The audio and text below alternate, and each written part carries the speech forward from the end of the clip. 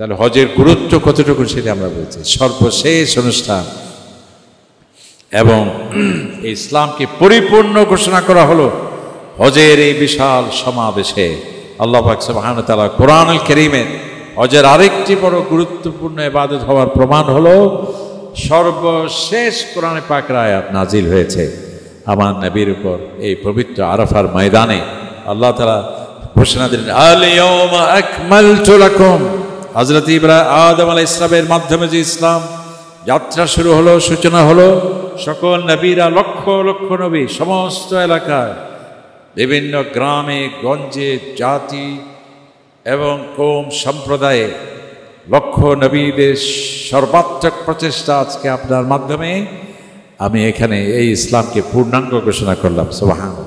আল ইয়াউমা আকমালতু লাকুম দীনাকুম ওয়া আতমামতু আলাইকুম নি'মাতি, এবং আমার নেয়ামত আজকে আমি পূর্ণাঙ্গ ঘোষণা করলাম। সুবহানাল্লাহ। ওয়া রাদিতু লাকুমুল ইসলাম দীনা, আমি ইসলামকে দ্বীন হিসেবে তোমাদের জন্য আমি মনোনীত করলাম। সুবহানাল্লাহ।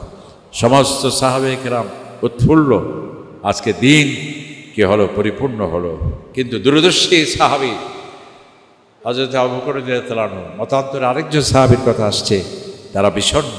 জিজ্ঞেস করা হলো, কেন তোমরা বিষণ্ণ? আজকে ইসলাম পরিপূর্ণ হয়েছে।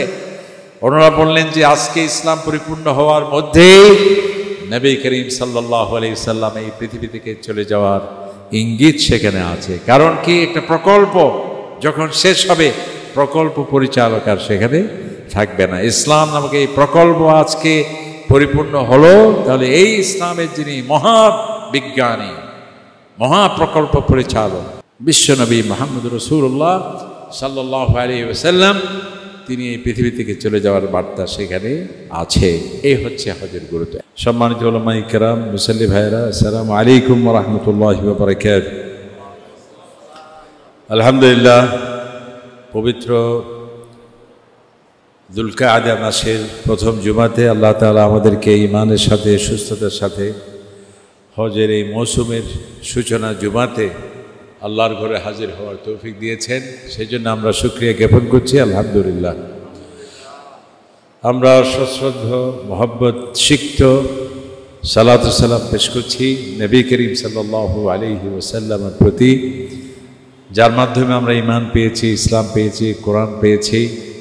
আমরা এই পৃথিবীতে শান্তি, নিরাপত্তা, স্বস্তি, সামাজিক সুবিচার, আদর্শ, কল্যাণকর রাষ্ট্রসহ আমাদের যা যা প্রয়োজন সব কিছু দিক নির্দেশনা যে নবীর মাধ্যমে আমরা পেয়েছি, সে রসুলের প্রতি আমরা ভক্তি, মহব্বত নিয়ে আমরা দরুদ পড়ছি সাল্লাল্লাহু আলাইহি ওয়াসাল্লাম। কোরআনে পাক থেকে একটি আয়াত আমরা তেলাওয়াত করেছি। আল্লাহ তাআলা ইরশাদ করছেন, ওয়াতিমুল হজ্জ ওয়াল উমরা লিল্লাহ, তোমরা হজ করো, উমরা আদায় করো কেবলমাত্র আমি আল্লাহ সুবহানাহু ওয়া তাআলার জন্য। হজ ইসলামের অত্যন্ত গুরুত্বপূর্ণ একটি স্তম্ভ। ইসলামের যে পাঁচটি পিলার, পাঁচটি স্তম্ভ, পঞ্চ স্তম্ভের মাঝে অত্যন্ত গুরুত্বপূর্ণ একটি বিধান হলো হজ। আমরা হজের উপর আজকের এই জুমাতে সংক্ষিপ্ত আলোচনা করতে চাই, যেহেতু হজের কার্যক্রম শুরু হয়েছে সারা পৃথিবী থেকে। ওই যে হজরত ইব্রাহিম আলাইহিস সালামের আহ্বান, আল্লাহ তাআলার নির্দেশক্রমে তিনি, আল্লাহ পাক বলেছিলেন, ওয়াআযিন ফিন্নাস, হে ইব্রাহিম তুমি আমার পবিত্র ঘর নির্মাণ করেছ, এখন তুমি আহ্বান করো, ডাক দাও, যাতে এই পবিত্র ঘরের হজ আদায়ের জন্য মানুষ যাতে কাছে যারা আছে তারা পায়ে হেঁটে আসবে, আর যারা সফরে দূরে আছে তারা বাহনের মাধ্যমে আসবে। আজকে সারা পৃথিবী থেকে, ইউরোপ, আমেরিকা, পশ্চিমা প্রাচ্যের চতুর্দিক থেকে আল্লাহর ঘরের মেহমানরা আল্লাহর মহব্বতে, নবীজির মহব্বতে, ইসলামের গৌরব উজ্জ্বল স্মৃতি বিজড়িত পবিত্র জায়গাগুলোর পরিদর্শনে, আল্লাহর ঘরের সেই টান এবং আকর্ষণে, মদিনা মুনাওয়ারার প্রবল আকর্ষণে সারা পৃথিবী থেকে মানুষ যাচ্ছে। সেজন্যে আজকে জুমাতে আমরা হজের উপর আলোচনা সীমিত রাখতে চাই। আল্লাহ তাআলা বলছেন যে তুমি হজ করো, উমরা করো আমি আল্লাহ তাআলার জন্যে, লিল্লাহ, আমি আল্লাহর জন্য, মানুষকে দেখানোর জন্য নয়, লৌকিকতার জন্য নয়, প্রদর্শনীর জন্য নয়। বারবার হজ করেছি সেটা মানুষকে দেখানোর জন্য নয়, বা আমি ব্যারিস্টার নই, আমি মিনিস্টার নই, আমি ডক্টর নই, আমি ইঞ্জিনিয়ার নই, আমার তো একটা দরকার খেতাব, আলহাজ, খেতাবে ভূষিত হব, সেই জন্যে নয়। আল্লাহ তাআলার সন্তুষ্টির লক্ষ্যে তুমি হজ আদায় করো। এবং এই হজ কোনো নফল নয়, মুস্তাহাব নয়, যে আপনি ইচ্ছে হলে গেলেন, ভয় লাগছে যাব না, তেমন বিষয় নয়। যে শারীরিক সক্ষম এবং সুস্থ, যার আকল বিবেক কাজ করে এবং আল্লাহর ঘরে যাওয়ার সামর্থ্য রাখে শারীরিকভাবে এবং আর্থিকভাবে, অবশ্যই তাকে জীবনে একবার এই পবিত্র হজ আদায় করতে হবে। আল্লাহ তাআলা বলেন, ওয়ালিল্লাহি আলান নাস হিজ্জুল বাইত মান ইসতাতা ইলাইহি সাবিলা। অবশ্যই আমি আল্লাহ তাআলার নির্দেশ ক্রমে, আমি আল্লাহর জন্যেই এই পবিত্র ঘরে আসতে হবে যাদের কি আছে, সামর্থ্য আছে। নবী করিম সাল্লাল্লাহু আলাইহি সাল্লামের ইরশাদ করছে এক হাদিসে যে তুমি হায়াত আছে, মৃত্যুর আগে আগে এই পবিত্র হজ আদায় করো। তুমি আজকে সুস্থ, অসুস্থ হওয়ার আগে আগে এই পবিত্র হজ আদায় করার জন্য তুমি এগিয়ে আসো।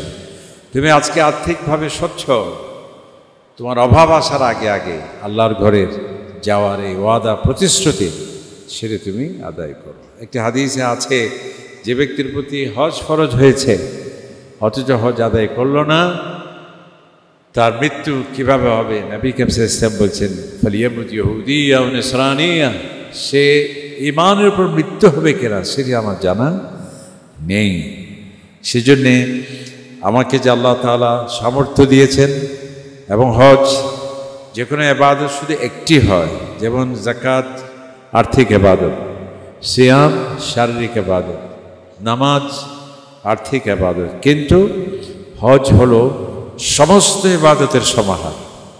একদিকে অর্থ, আরেকদিকে শরীর শারীরিক, একদিকে নামাজ সেখানে আছে, একদিকে আবার সিয়ামও আছে, আবার আরেকদিকে অর্থ, যেহেতু আল্লাহর জন্যেই অর্থ খরচ করে মানুষ যাচ্ছে হজে, সেটি আছে। এরপরে হজ তো আছেই। আর হজের সেই জিলহজ মাসের সেই 10 দিন আল্লাহ তাআলার কাছে এত প্রিয়। নবী করিম সাল্লাল্লাহু আলাইহি ওয়াসাল্লাম বলেছেন, মা মিন আইয়ামিন, আল্লাহ তাআলার কাছে সবচেয়ে আহাব ইলাল্লাহ, যে আল্লাহ পাক সুবহানাহু ওয়া তাআলার কাছে সবচেয়ে বেশি প্রিয় দিন, যেগুলোতে আল্লাহ পাক সুবহানাহু ওয়া তাআলার কাছে আমল আল্লাহ পাক সবচেয়ে বেশি গ্রহণ করেন, সেই দিনগুলো কি? আশরে জিলহিজ্জা, জিলহজ মাসের প্রথম 10 তারিখ, 1 থেকে 10। এমনকি নবী করিম ওয়াল জিহাদু ফি সাবিলিল্লাহ, সাহাবায়ে কেরাম জিজ্ঞেস করেন যে ইয়া রাসূলুল্লাহ, আমরা আপনার বয়ান থেকে শুনেছি আল্লাহর রাস্তায় জিহাদ করে এটি সবচেয়ে বেশি সওয়াব। নবী করিম বলছেন, এই 10 দিনের আমল এত বেশি সওয়াব যে এমনকি আল্লাহর রাস্তায় জিহাদের চাইতেও বেশি সওয়াব। তবে হ্যাঁ, ব্যতিক্রম কেবল এক ব্যক্তি, নবী করিম বলছেন, সেই ব্যক্তি যে জিহাদের ময়দানে গেল, অর্থ খরচ করল, শারীরিক কষ্ট সহিষ্ণুতা সেটি সে অবলম্বন করল, এবং সেই জিহাদের রণাঙ্গনে আল্লাহর দ্বীনকে আল্লাহর জমিনে প্রতিষ্ঠার জন্য সেখানে সে জান নিয়েও আসতে পারলো না, মাল নিয়েও আসতে পারলো না, শহীদ যে হলো, সেই ব্যক্তির কথা হচ্ছে ব্যতিক্রম। এছাড়া এই 10 দিনের আমল আল্লাহ পাক সুবহানাহু ওয়া তাআলার কাছে সবচেয়ে বেশি প্রিয়। সুতরাং হজ আগামীতে করব, আরও সময় আছে, আমি এখনও তরুণ, এখনও আমি কিশোর, আমার এখনও এদিকে সেদিকে ডানে বামে যাওয়ার সুযোগ আছে, আরও অনেক আনন্দ ফুর্তির অনেক বাজেট আছে, এগুলি শেষ করব, তারপর হজে যাব। আপনাকে এই প্রতিশ্রুতি, এই কমিটমেন্ট আজরাইলের সাথে বা মালাকুল মউতের সাথে এই চুক্তি কখন হলো যে আপনি বা আমি জানলাম যে আরও 10 বছর পর 20 বছর পর মৃত্যু হবে? এটা তো হতে পারে না। সেই জন্যে এই পবিত্র হজ দ্রুত আদায় করতে হবে। এটি এমন একটি ইবাদত, নবী করিম সাল্লাল্লাহু আলাইহি ওয়াসাল্লাম ইরশাদ করছেন, আল হুজ্জাজুল উম্মার ওয়াফদুল্লাহ, আমরা যদি রাজার মেহমান হতে পারি কি সৌভাগ্য আমাদের। জাতিসংঘ মহাসচিব যদি আমাকে দাওয়াত দেয়, ওই চিঠি আজীবন সুরক্ষিত থাকে। আর আল্লাহ নবী বলছেন, যারা এই পবিত্র ঘরে আসবে উমরা করতে বা হজ করতে, যারা আসবেন ওয়াফদুল্লাহ, তারা কোনো রাজার মেহমান নয়, কোনো বাদশার মেহমান নয়, কোনো বঙ্গভবন রাষ্ট্রপতির মেহমান নয়, স্বয়ং আমি আল্লাহ সুবহানাহু ওয়া তাআলার অতিথি, আমার মেহমান। ইন দাউহু আজাবাহুম, আমার মেহমানরা আমার ঘরে এসে ইখলাসের সাথে যদি আসে, তার যদি সব কিছু যদি ঠিক থাকে, সে যা চাইবে আমি আল্লাহ তাআলা তার ডাকে সাড়া দেব। এমনকি তার অতীত জীবনের যা ছিল সীমাবদ্ধতা, মানুষ হিসেবে পাপ পঙ্কিলতা, সবগুলো আমি পরিচ্ছন্ন করে দেব। সুবহানাল্লাহ। নবীকে ইসলাম আরেকটি হাদিসে বলেছে, আল হজ্জুল মাবরুর লাইসা লাহু জাযা ইল্লাল জান্নাহ। এবং এই ইবাদতটি এত গুরুত্বপূর্ণ, আমরা দৈনিক 5 বার নামাজ পড়তে হয়, যাকাত দিতে হয় প্রতি বছর, সিয়াম করতে হয় প্রতি বছর, কিন্তু একমাত্র একটি ইবাদত, সেটি হচ্ছে জীবনে একবার কেবল। এবং এই ইবাদতটির গুরুত্ব এত বেশি, যেটা আমরা বুঝতে পারি যে কোরআনে পাকে 114টি সূরা, তার মধ্যে একটি সূরা সিয়ামের নামে সূরা নেই। তার মানে সিয়ামের গুরুত্ব কম সেটি নয়। অন্যান্য ইবাদতের নামে, সুনির্দিষ্ট নামে কিন্তু কোরআনে পাকের কোনো সূরা নেই, কেবলমাত্র একটি বিধান যার নামে কোরআন শরীফের সুনির্দিষ্ট সূরা, এবং 1 পৃষ্ঠা 2 পৃষ্ঠা কিংবা 1 আয়াত 2 আয়াতের আয়াত নয়, অনেক সুদীর্ঘ একটি সূরা, সেটা হচ্ছে পবিত্র হজের নামে। তাহলেই বোঝা যায় যে এই হজের গুরুত্ব কতটুকু। এমনকি আমরা আরও একটি দেখতে পাই যে ইসলামের যে 5টি বিধান, সর্বশেষ বিধান হচ্ছে হজ। যেমন লক্ষ লক্ষ নবী পৃথিবীতে আসছেন, সবচেয়ে দামি নবী, শ্রেষ্ঠ নবীকে, যিনি সর্বশেষ এসছেন। অসংখ্য কিতাব, 4টি প্রধান কিতাব, এছাড়াও অসংখ্য সাহিফা আল্লাহ তাআলা মানুষের হেদায়েতের জন্য নবীদের মাধ্যমে পাঠিয়েছেন। সর্বশ্রেষ্ঠ কিতাব হলো কোরআনুল কারীম, যেটা সর্বশেষ আসছে।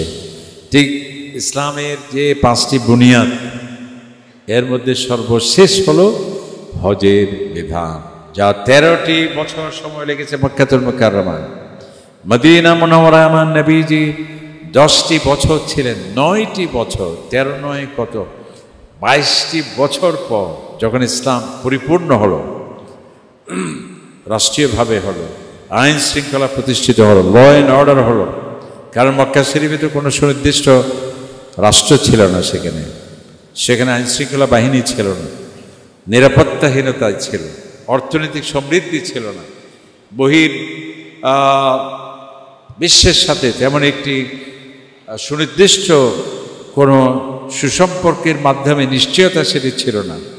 আর মদিনা মুনাওয়ারায় নবী করিম ইসলাম হিজরতের পরে যখন সর্বপ্রথম সারা পৃথিবীর জন্য সর্বপ্রথম সংবিধান, কনস্টিটিউশন, মদিনা সনদ হলো, ইহুদি খ্রিস্টান বহুজাতিক সকলেই মিলে নবীকে ইসলামকে সবাই মেনে নিলেন, এবং একটি অখণ্ডতা মদিনার মাঝে সেটি সুরক্ষার ক্ষেত্রে প্রতিরক্ষা নিতে হলো, বিদেশ নিতে হলো, অর্থনৈতিক সমৃদ্ধি মানুষের হলো, সব কিছু যখন সম্পূর্ণ হলো, তখনই আল্লাহ পাক সুবহানাহু ওয়া তাআলা এই হজের ডাক দিলেন।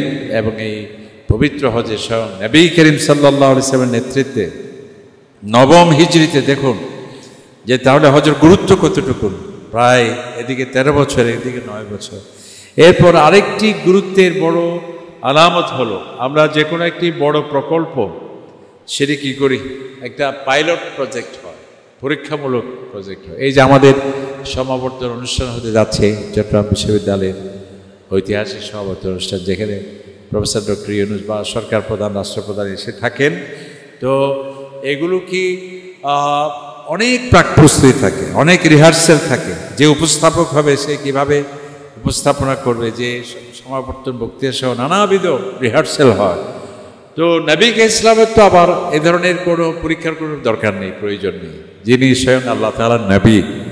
এরপরেও আমাদেরকে যাতে আমরা অভিজ্ঞতা নিতে পারি, ধারণা নিতে পারি, কনসেপ্ট নিতে পারি, এই যে হজের একটা বিশাল সুনির্দিষ্ট বিশাল একটি রকম, যে বছর হজ ফরজ হলো নবী ইসলাম নিজে সে বছর যাননি। হযরতে আবু বকর রাদিয়াল্লাহু তাআলার নেতৃত্বে একটি কাফেলা তিনি প্রেরণ করেছিলেন। অর্থাৎ আমরা এটাকে পাইলট প্রজেক্টও বলতে পারি, যে হজের গুরুত্ব কতটুকু। নবী ইসলাম হযরতে আবু বকর রাদিয়াল্লাহু তাআলার নেতৃত্বে একটি কাফেলা প্রথম প্রেরণ করেছিলেন। আর সে পরের বছর স্বয়ং নবী ইসলাম নিজেই ঘোষণা দিলেন, আমি আল্লাহর ঘরে হজ করার জন্য যাচ্ছি। তখন প্রায় ১.৫ লক্ষ সাহাবী চতুর্দিক থেকে। আজ থেকে ১,৫০০ বছর আগে ১.৫ লক্ষ মানুষের সমাবেশ, এটা কি কল্পনা করা যায়? আমাদের স্বাধীনতার পূর্বে আমাদের ছিল কত, ৭ কোটি বা ৭.৫ কোটি, এখন কত, ২০ কোটি। সৌদি আরবে এখনও ২ কোটি বা ২,২৫,০০,০০ এভাবে। তো আজ থেকে ১,৫০০ বছর আগে মানুষ কত ছিল? সেখানে ১.৫ লক্ষ মানুষের জমায়েত মক্কাতুল মুকাররমায় নবী করিম সাল্লাল্লাহু আলাইহি ওয়াসাল্লামের নেতৃত্বে, তার মানে বিশাল সমাবেশ ছিল সেদিন। এবং সেই আল্লাহ রসুলের নেতৃত্বে এটাকে বিদায় হজ বলা হয়। বিদায় হজ কেন? দেখুন হজের গুরুত্ব কিরকম। এই বিশাল অনুষ্ঠান, এই বিশাল একটি রুক আযীম, যেখানে নবী করিম সাল্লাল্লাহু আলাইহি ওয়াসাল্লাম সমস্ত মানবতার উদ্দেশ্যে সেরা ভাষণ দিয়েছিলেন, পৃথিবীর শ্রেষ্ঠ ভাষণ, ১০০০ বছর নয়, সারা পৃথিবীর শ্রেষ্ঠ ভাষণ হচ্ছে নবী করিম সাল্লাল্লাহু আলাইহি ওয়াসাল্লামের সেই বিদায় হজের ভাষণ। সেই ভাষণে তিনি উম্মাকে বিদায় জানিয়েছিলেন। তিনি বলেছেন, ইসমাউ কওলি, তোমরা আমার বক্তব্য আজকে ভালোভাবে শ্রবণ করার দৃষ্টি আকর্ষণ করছি। লাআল্লি লা আলকাকুম বা'দা আমী হাযা, হয়তোবা তোমাদের সাথে আর আমার দেখা নাও হতে পারে। আল্লাহু আকবার। এরপর নবী করিম সাল্লাল্লাহু আলাইহি ওয়াসাল্লাম সেখানে পরবর্তীতে বলছেন যে আমি চলে যাব, ইন্নী তারাকতু ফীকুম আমরাইন, চিরটিকালের জন্য তো আমি এখানে আসিনি, আল্লাহ তাআলার নির্দেশক্রমে আসছি, আবার চলে যেতে হবে। তবে তোমাদের হতাশার কোনো কারণ নেই, আমি চলে যাচ্ছি বলে ইসলাম ডুবে যাবে এর ভাবার্থ যেন সেরকম নয়। আমি তোমাদের কাছে 2টি জিনিস রেখে যাচ্ছি, যদি সেটি আঁকড়ে ধরো তাহলে তোমাদের কোনো আশঙ্কা নেই, চিন্তা নেই, টেনশন নেই, অস্তিত্ব বিপন্ন হওয়ার, এর উজ্জ্বলতা ম্লান হওয়ার, এর সৌন্দর্য হ্রাস হওয়ার কোনো সম্ভাবনা নেই যদি এই 2টি জিনিসকে আঁকড়ে ধরো। সেটা কি? কিতাব আল্লাহ ও সুন্নাত রাসূলিহি, আল্লাহর কিতাব এবং নবী ইসলামের সুন্নাত। তাহলে নবী ইসলাম তাঁর শ্রেষ্ঠ ভাষণে বিদায় হজ কেন বলা হয়? যেহেতু তিনি উম্মাকে বিদায় জানিয়েছিলেন। এবং এটা যেহেতু জিলহজ মাস, এরপরে জিলহজ মাসের পরে কি মুহররম, এরপর কি সফর, এরপর রবিউল আউয়াল। রবিউল আউয়ালেই প্রায় 2 থেকে আড়াই মাসের মধ্যে, 2-2.5 মাস না, আরও কম, আল্লাহ পাক সুবহানাহু ওয়া তাআলা নবী করিম সাল্লাল্লাহু আলাইহি ওয়াসাল্লাম আল্লাহ ডাকে পৃথিবী থেকে চলে গেছে। তাহলে হজের গুরুত্ব কতটুকু সেটা আমরা বলছি। সর্বশেষ অনুষ্ঠান এবং ইসলামকে পরিপূর্ণ ঘোষণা করা হলো হজের এই বিশাল সমাবেশে। আল্লাহ পাক সুবহানাহু ওয়া তাআলা কোরআনুল কারীমে হজের আরেকটি বড় গুরুত্বপূর্ণ ইবাদত হওয়ার প্রমাণ হলো সর্বশেষ কোরআনে পাকের আয়াত নাজিল হয়েছে আমার নবীর উপর এই পবিত্র আরাফার ময়দানে। আল্লাহ তাআলা ঘোষণা দিলেন, আল ইয়াউমা আকমালতু লাকুম। হযরত আদম আলাইহিস সালামের মাধ্যমে যে ইসলাম যাত্রা শুরু হলো, সূচনা হলো, সকল নবীরা, লক্ষ লক্ষ নবী সমস্ত এলাকায়, বিভিন্ন গ্রামে গঞ্জে, জাতি এবং কওম সম্প্রদায়ে লক্ষ নবীদের সর্বাত্মক প্রচেষ্টা আজকে আপনার মাধ্যমে আমি এখানে এই ইসলামকে পূর্ণাঙ্গ ঘোষণা করলাম। সুবহানাল্লাহ। আল ইয়াউমা আকমালতু লাকুম দীনাকুম ওয়া আতমামতু আলাইকুম নি'মাতি, এবং আমার নিয়ামত আজকে আমি পূর্ণাঙ্গ ঘোষণা করলাম। সুবহানাল্লাহ। ওয়া রাদিতু লাকুমুল ইসলাম দীনা, আমি ইসলামকে দ্বীন হিসেবে তোমাদের জন্য আমি মনোনীত করলাম। সুবহানাল্লাহ। সমস্ত সাহাবায়ে কেরাম উৎফুল্ল, আজকে দিন কি হলো, পরিপূর্ণ হলো। কিন্তু দূরদর্শী সাহাবী হযরত আবু বকর রাদিয়াল্লাহু আনহু, মতান্তরে আরেকজন সাহাবীর কথা আসছে, তারা বিষণ্ণ। জিজ্ঞেস করা হলো, কেন তোমরা বিষণ্ণ? আজকে ইসলাম পরিপূর্ণ হয়েছে। ওনারা বললেন যে আজকে ইসলাম পরিপূর্ণ হওয়ার মধ্যেই নবী করিম সাল্লাল্লাহু আলাইহি সাল্লাম এই পৃথিবী থেকে চলে যাওয়ার ইঙ্গিত সেখানে আছে। কারণ কি, একটা প্রকল্প যখন শেষ হবে, প্রকল্প পরিচালক আর সেখানে থাকবে না। ইসলাম নামক এই প্রকল্প আজকে পরিপূর্ণ হলো। তাহলে এই ইসলামের যিনি মহাবিজ্ঞানী, মহাপ্রকল্প পরিচালক বিশ্বনবী মুহাম্মদ রাসূলুল্লাহ সাল্লাল্লাহু আলাইহি ওয়াসাল্লাম, তিনি এই পৃথিবী থেকে চলে যাওয়ার বার্তা সেখানে আছে। এই হচ্ছে হজের গুরুত্ব। এমনকি হজের গুরুত্ব এত বেশি, নবী করিম সাল্লাল্লাহু আলাইহি সাল্লাম তিনি তো একবারই হজ করেছিলেন, ইয়ৌমে আরাফা, সেদিন ছিল জুমার দিন। একদিকে জুমার দিন, আরেকদিকে ইয়ৌমে আরাফা। এই জন্যেই দূরদর্শী ওলামায়ে কেরামরা হজ্জে আকবর যেটাকে আমাদের দেশে বলা হয়, যদিও সেভাবে যাই হোক এটা অন্য বিষয়। এটির এত গুরুত্ব কেন? কারণ নবী ইসলাম যে বছর হজ করেছেন সেই বছর একদিকে জুমার দিন, আরেকদিকে আরাফার দিন। হ্যাঁ, নবী করিম সাল্লাল্লাহু আলাইহি ওয়াসাল্লাম সেই খুতবাতুল আরাফা যেটা দিয়েছিলেন, সমস্ত সারা পৃথিবীর আজকে যে সংকট, আজকে যে সমস্যা, সব কিছু সমাধান নবী ইসলাম সেখানে দিয়েছেন। সেখানে মানুষের অধিকারের কথা বলেছেন নবী ইসলাম, বিশ্ব শান্তির কথা বলেছেন, এবং বহুজাতিক মানুষ যাতে শান্তির সাথে বসবাস করতে পারে, ধর্মীয় ধর্ম নিয়ে যাতে কিনা হয়, বাড়াবাড়ি না হয়, সেই কথা বলেছেন। এবং সুদমুক্ত অর্থনীতির কথা বলেছেন, যেই সুদের মাধ্যমে ব্যবসা বান্ধব পরিবেশ নষ্ট হয়, যেই সুদের মাধ্যমে গরিব মানুষের রক্ত শোষণ করা হয়, যেই সুদের মাধ্যমে গরিব ধনীর মাঝে আকাশ সমাজে ব্যবধান সৃষ্টি হয়, সেটাকে তিনি ভেঙে দিলেন। নারীদের অধিকারের কথা বললেন, এবং যারা নিগৃহীত মানবতা তাদেরকে কেউ যদি জুলুম করতে না পারে, সেই তাদের কথা নবী করিম সাল্লাল্লাহু আলাইহি সাল্লাম সেখানে বলেছিলেন। এবং এই ইয়ৌম আরাফার দৃশ্য মহান আল্লাহ সুবহানাহু ওয়া তাআলার কাছে এত প্রিয়, যখন হুজ্জাজ কিরাম সেখানে তারা ইহরামের কাপড় পরিধান করছে, তাদের স্বাভাবিক ড্রেস পরতে পারে না হাজী সাহেব, কাফনের মৃত্যুর কাপড় যেন সে প্রায় ধর্মে, সমস্ত ধর্মে, কোনো ধর্মের মৃত ব্যক্তিকে রঙিন কাপড় পরিয়ে দেওয়া হয় না। আপনি সমস্ত ধর্মে দেখেন সাদা কাপড়ই সেখানে থাকে। এই কাফন সেখানে কাপড়, এহরামের কাপড় সে পরছে, জুতো নেই এবং সুগন্ধি ব্যবহার করতে পারে না, মাথায় হেলমেট বা টুপি পরিধান করতে পারে না, অনেক সৌন্দর্যের যে সমস্ত বেশভূষা সেটি সে গ্রহণ করতে পারে না। এমনকি সেই আরাফাতের মরুভূমিতে ধুলো মিশ্রিত বদনে, উস্কু খুস্কু চুড়ে সফরের ক্লান্ত এই বান্দা জাহান্নামের ভয়ে, জান্নাতের প্রত্যাশায়, আল্লাহ তাআলার সন্তুষ্টিতে যখন সে দোয়া করতে থাকে, আল্লাহ পাক সুবহানাহু ওয়া তাআলা এত খুশি হন, ফেরেশতাদেরকে বলেন যে হে ফেরেশতারা, তোমরাই তো ভেটে দিয়েছিলে আমার এই বান্দা মানুষকে সৃষ্টি না করার জন্য। আজকে দেখো তাদের চোখের পানি জাহান্নামের ভয়ে, তারা কি জাহান্নাম দেখেছে? তাদের কত বড় আকাঙ্ক্ষা, প্রবল আকাঙ্ক্ষা জান্নাতে, তারা কি জান্নাত দেখেছে? তারা যে আমার নির্দেশক্রমে এত কষ্ট করে আপনজনদেরকে ছেড়ে, মাতৃভূমি সমস্ত কিছু, ব্যবসা বাণিজ্য জাগতিক সব কিছুকে ছেড়ে দিয়ে আরাফাতের ময়দানে তারা যে আমার মহব্বত করছে, আমার প্রশ্ন তোমাদের প্রতি, তারা কি আমাকে দেখেছে? ফেরেশতারা বলে যে না। যদি তারা দেখতে পেত কি অবস্থা হতো?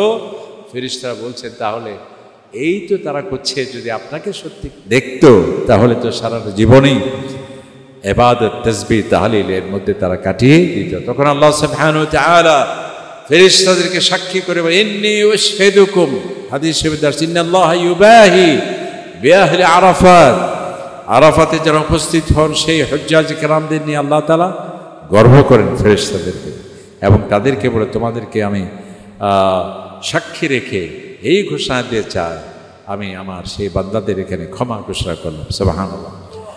আসল সেই পবিত্র হজ, এটি যাতে আমরা আলস্যের কারণে ছেড়ে না দেই, হজ ভীতি যাতে আমাদের মধ্যে কাজ না করে। অনেক বড় বড় মানুষ আমরা নাম ধরে তাদের সম্মান বা অসম্মান করতে চায় না। অনেক বড় শিল্পপতি, অনেক বড় বিত্তশালী, অনেক বড় শিক্ষাবিদ, সে হজ করতে পারে না। কারণ কি? ওই আগামীকাল, আগামী বছর সে যে সিদ্ধান্ত নিল, এর মাঝে যে তার পাসপোর্ট টিকিট সব কনফার্ম হলো, হ্যাঁ, অর্থাৎ তার যে মৃত্যু অবধারিত ছিল সেটি তো সে জানে না। এবং এই ধরনের ব্যক্তি যখন মৃত্যু তখন পেয়ে বসে, যে নামাজ পড়লো না, আমাল সালেহা করলো না, যাকাত দিল না, তখন সে বলে, রব্বি লাউলা আখারতানি ইলা আজরিন করিব, আয় আল্লাহ তাআলা, আপনি যদি আমার হায়াতটা একটু বাড়িয়ে দেন, আমি তো এই সব কাজগুলো করতে পারি নাই, ফাআসাদ্দাকা, আমার যা আছে সব বিলিয়ে দেব। আমি তো মনে করেছি সারা পৃথিবীর সম্পদ সব ছিল আমার, অথচ এগুলো তো আজকে আমার কোনো কাজে আসছে না। আপনি যদি একটু অবকাশ দেন, যা ছিল আমার সব আমি দান করে দেব, ওয়াকুম মিনাস সালিহিন, এবং আমি আপনার সৎ বান্দা হব। আল্লাহ তাআলা বলছেন, না, তোমার তো পরীক্ষার ঘরটা বেজে গেল, এখন তো আর তোমার এই আফসোস, এই অবকাশ নেই। সুতরাং সেই হজ আগামী বছর না করি, যারা এখন আমরা করি নাই, সেই হজ যাতে আমরা করি, এবং এই হজ সাম্যের প্রতীক, বিশ্ব শান্তির শোডাউন হচ্ছে এই হজ। মুসলিম উম্মার জন্য সবচেয়ে বড় একটি নিয়ামত। সমস্ত ধর্মের লোকেরা ঈর্ষান্বিত হয়, ইসলামের প্রতি ঈর্ষা করে যে তোমাদের এত সুন্দর একটা ইবাদত যা আমাদের মধ্যে নেই। সারা পৃথিবীর সব জায়গা থেকে লোকেরা যেখানে আসার সুযোগ আছে, তোমাদের কোনো রাজনৈতিক সমস্যা থাকলে যেন সমাধানের বিশাল অপূর্ব সুযোগ, যেহেতু সমস্ত মানুষ সেখানে আসছে। এবং এই আলাপ আলোচনা কোথায় হচ্ছে? পার্লামেন্টে।